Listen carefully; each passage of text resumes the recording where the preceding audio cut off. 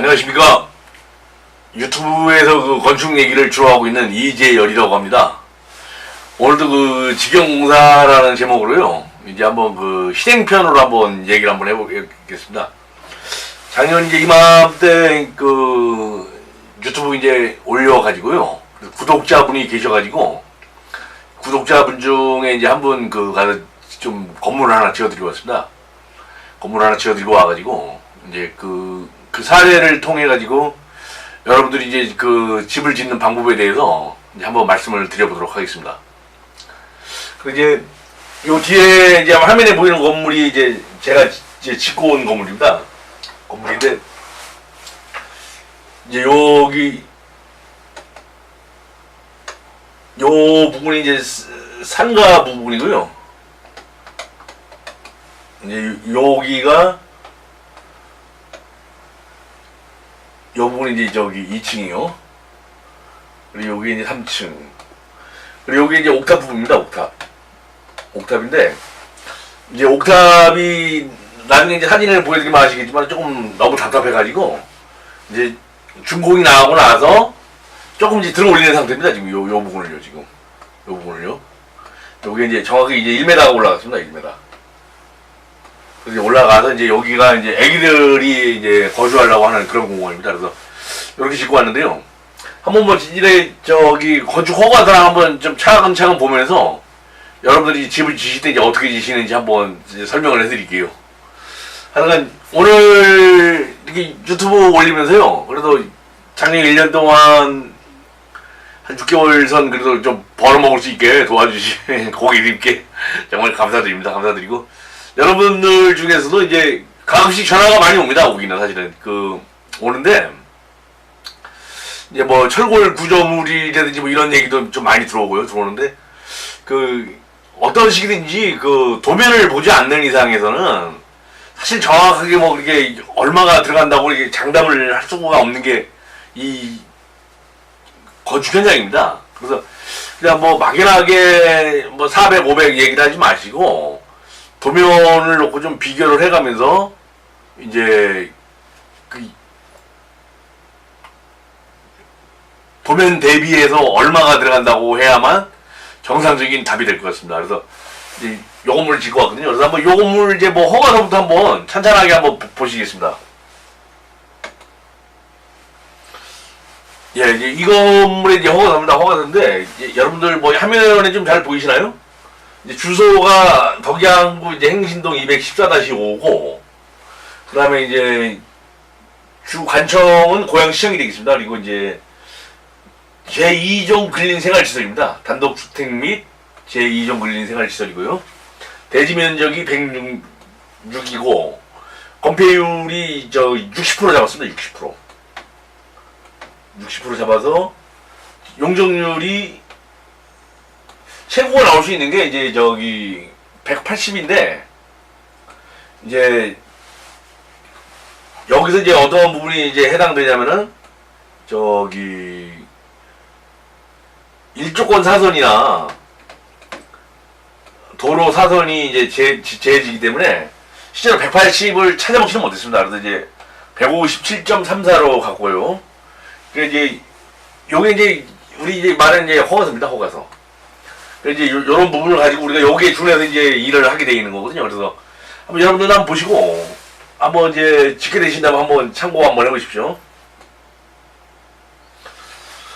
그래서 이제 애당초에 이제 건물을 이제 헐고 1층 샌드위치 판넬이 있었습니다. 그래서 그 건물을 헐고 이제 여기 했는데, 요게 이제 실제 이제 측량도입니다. 이게 측량도인데, 그거는 조금 땅이 좀 모자랐습니다. 모자라가지고 어느 부분이 모자랐냐면은,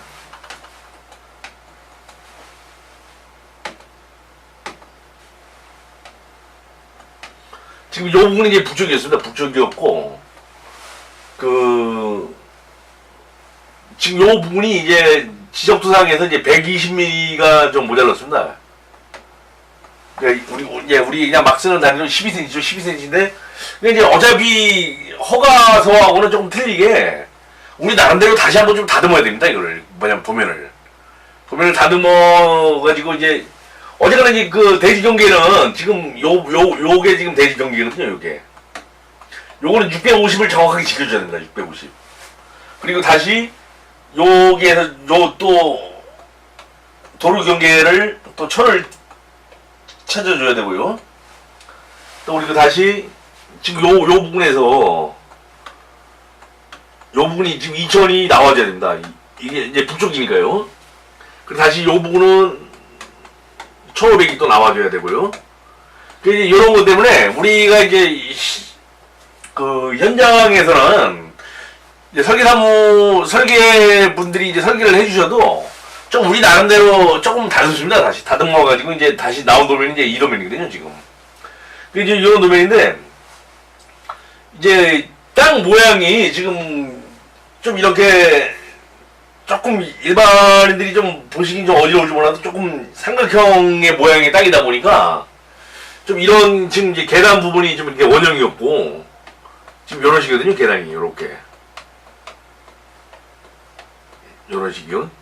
그러니까 이런 부분이 좀 이제 어려웠던 부분이고 이제 이랬었죠. 그래서 이제 이런 거를 좀 저희가 나름대로 다듬어가면서 이제 일을 하는데 그 조금 이제 이런 게 좀 애로사항은 있습니다. 사실 애로사항은 있는데 또 이제 나름대로 여기는 또 지금 주차가 좀 들어가줘야 되고요. 주차가 이제 2,400이 들어가줘야만 되니까 이런 것도 좀 꽤 신경을 써줘야 되고 이제 그렇죠. 그래서 지금 이런 식으로 이제 집을 지었습니다. 지었는데 여기서 이제 지금 제일 중요한 게 그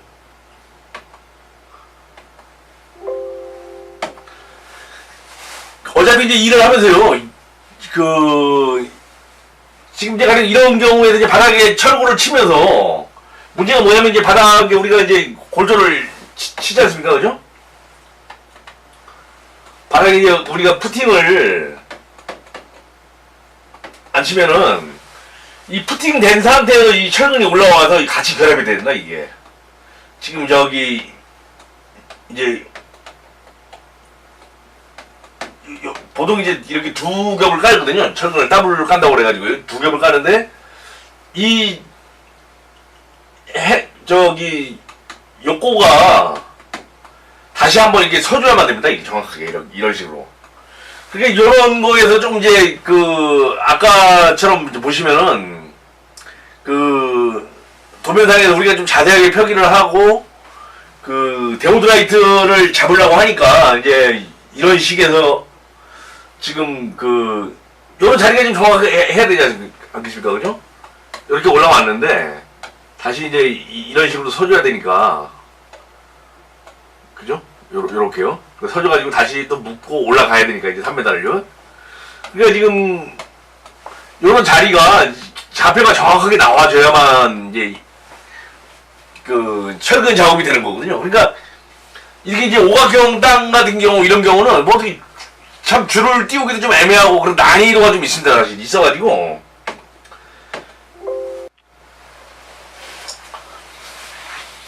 근데 이제 지금 이렇게 이제 오각형 땅이었으면은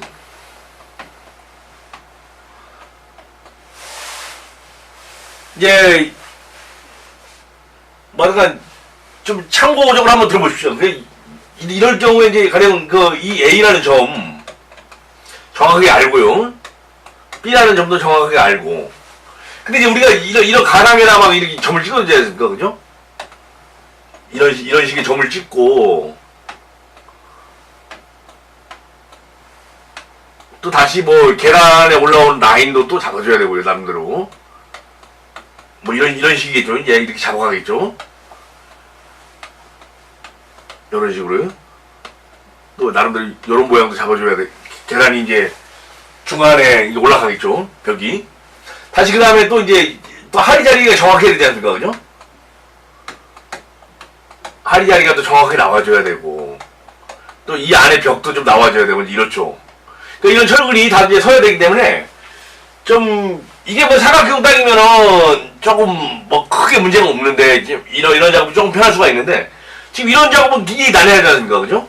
너무 저기 이렇게 밀집이 돼 있고 근데 또 실수를 하면은 올라가서 더 뭐 다 잘라내야 된다거나 뭐 이런 게 나오고 이러니까 저 건물 강도에도 좀 문제가 되고 하니까 이제 이런 경우에는 이제 데오도라이트를 씁니다.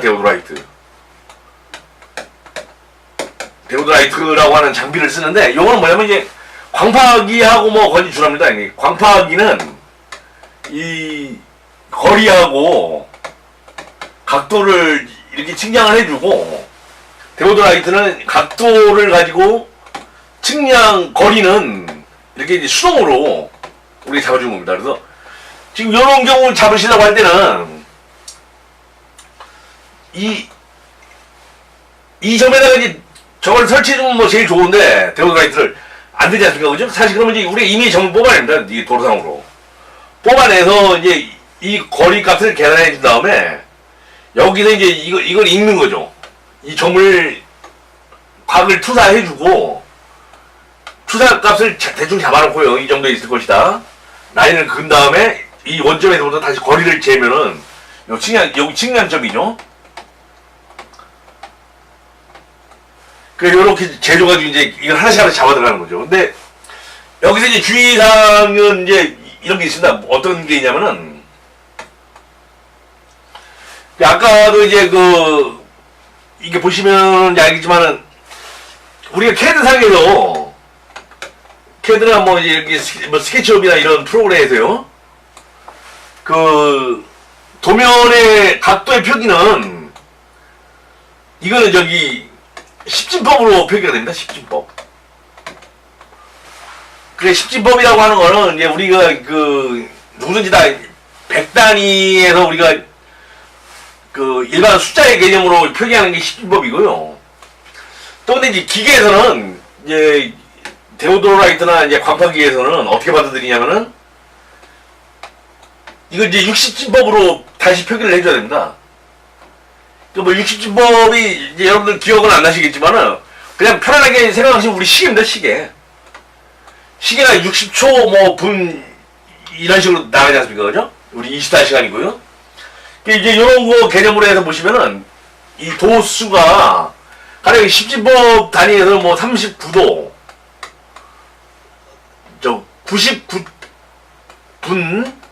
99초라고 하는 게 형성이 됩니다. 그죠? 근데 이 강파기 개념, 강파기나 이 데오도라이트에서는 사실 이거는 성립이 안 되거든요. 여기서는 최대 맥시멈이 지금 이걸 그대로 표기한다 그러면은 39도 59분 59초입니다. 이게 이렇게요. 이렇게 표기되면 서로 좀 방법이 틀립니다. 틀려서 요거는 이제 우리가 예전에는 이제 손으로 수작으로 많이 계산했는데 요새는 이제 스마트폰에 어플도 많이 들어가 있고 ARC라고 하는 어플이 있습니다. 요거 하나 다운받으시면은 뭐 그냥 손쉽게 해결이 됩니다. 그래서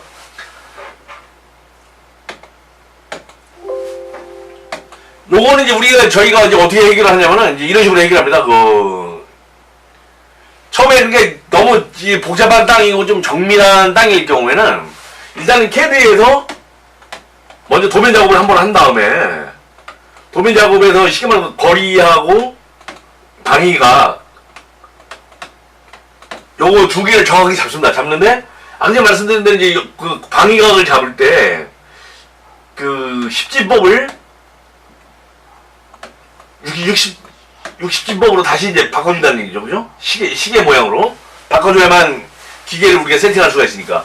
그런데 이제 거리를 잡고 점을 하나씩 만든 겁니다. 근데 이제 이거를 안 해보신 분들은 가령 점 하나를 찍는 게 굉장히 뭐 수월하다고 생각할 수가 있는데 가령 뭐 맨질맨질한 땅바닥에다가 이런 점을 쓴다 그러면은 뭐 굳이 이런 장비가 필요 없습니다. 그거는 뭐 이렇게 삼각법으로 해가지고 우리 뭐 쉽게 말해서 3, 4, 5나 아니면 우리가 요 캐드에서 다시 뭐 금을 그어가지고 120에 뭐 130을 잡고 컴파스를 한번 그려가지고 요게 170이 나온다 그러면은 요 점이라고 하면은 요렇게 컴파스를 두 번만 돌리면 가능합니다. 근데 허공에서는 사실 이게 불가능하거든요. 그리고 이런 점을 또 이 점이 연속점이 정확하지 않은데 이 점에 의지해서 또 다른 점을 찍는다는 것도 더더욱 불가능하고 여기서 이제 우리가 데오도라이트를 쓰는 겁니다. 그래서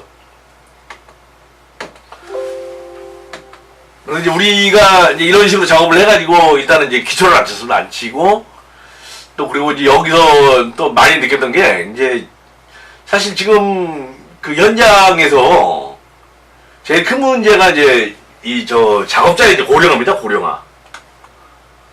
작업자가 이제 그 고령화가 돼 있습니다. 고령화.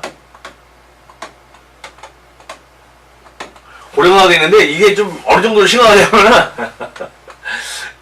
저기 형들 같은 경우에는 그냥 뭐 70세에서 75세가 그냥 흔합니다. 그냥 이게 능률이 좀 덜 나는 거예요, 사실이요. 물론 뭐 이제 나이 드신 분들은 우리가 그런 거 배울 것도 많고 그렇지만은 근데 이제 또 이분들이 이제 제일 큰 문제가 뭐냐면은 뭐 제 유튜브를 보시는 분 중에 물론 이 나이에 이제 들어가 계신 분도 있지만은 뭐 비난하자는 게 아닙니다. 비난하자는 게 아니고 제일 문제가 뭐냐면은 어떻게 보면 그냥 기존 지식에 의존하지 않습니까? 이런 분들은 기존의 그 지식으로요. 그리고 기존의 지식이 다 된다고만 얘기를 하지 않습니까? 근데 사실 그렇지 않습니다. 물론. 그 지금 우리가 살아본 한도 내에서 저 역시도 마찬가지입니다. 이 기존의 지식을 가지고 계속 벌어먹는다 생각은 안 됩니다. 지금은. 이건 아니고 기존의 지식에다가 새로운 지식이 자꾸 합쳐져야 된다. 이게 바로 공학입니다. 그죠? 이게 공학이지. 예전에 그 시계 말해서 암만 청자가 좋다고 그래도 청자를 가지고 지금 우리 시계 말해서 모든 생활에 응용할 수는 없지 않습니까? 그죠? 분명히 프락틱이 나왔기 때문에 우리가 더 편리하게 응용할 수 있는 거지. 아니 예전처럼 그 뭐 도자기만 가지고 우리 생활을 다 하자. 뭐 밥도 해먹고 뭐도 해먹자 하면 이거 안 되지 않습니까? 그죠? 새크도 있어야 되는 거고 양크도 있어야 되고 플라스틱도 있어야 되고 이런 게 세월이죠. 근데 이제 우리가 지금 요런 경우가 이제 제일 크게 좀 애를 먹던 이유가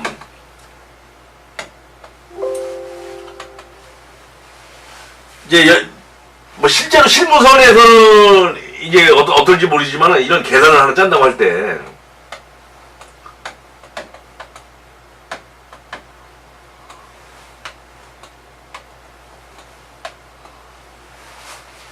지금 만약 이런 계산을 짠다고 할 때요. 높이가 제한 높이는 3천입니다. 그죠? 건물 한 층당에 3천인데 설계하시는 그려준 대로 이거를 만족을 시켜줘야 됩니다. 이걸 중간에 오돌이 하나 넣어주고요.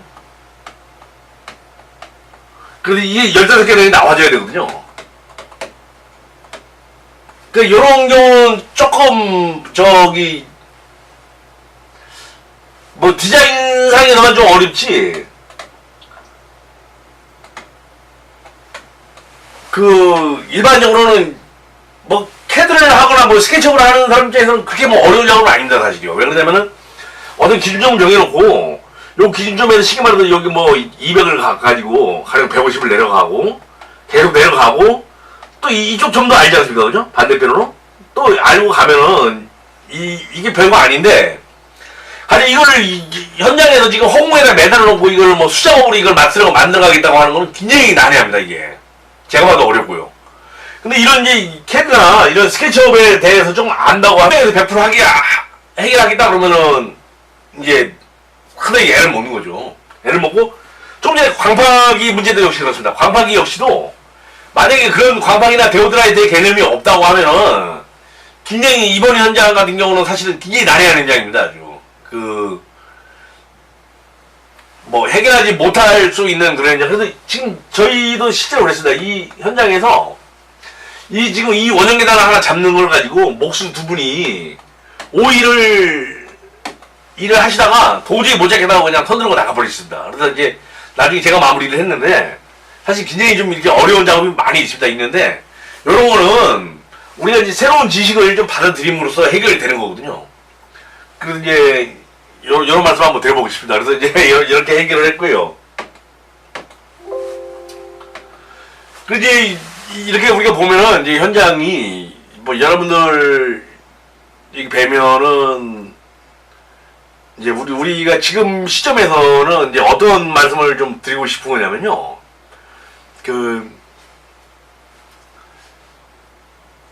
이제 우리가 요새 말하는 이제 3D 프린팅이라는 게 있지 않습니까? 그죠?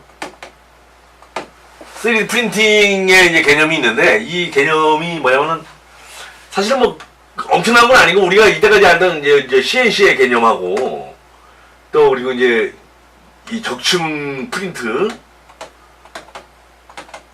이제 이런 개념이 서로 도입이 돼서 이제 지금 우리 3D 프린팅이 이제 가능한 거거든요. 그리고 요번에 이제 그 외국에서 이렇게 유튜브 같은 걸 많이 보면은 그 3D 프린터를 이렇게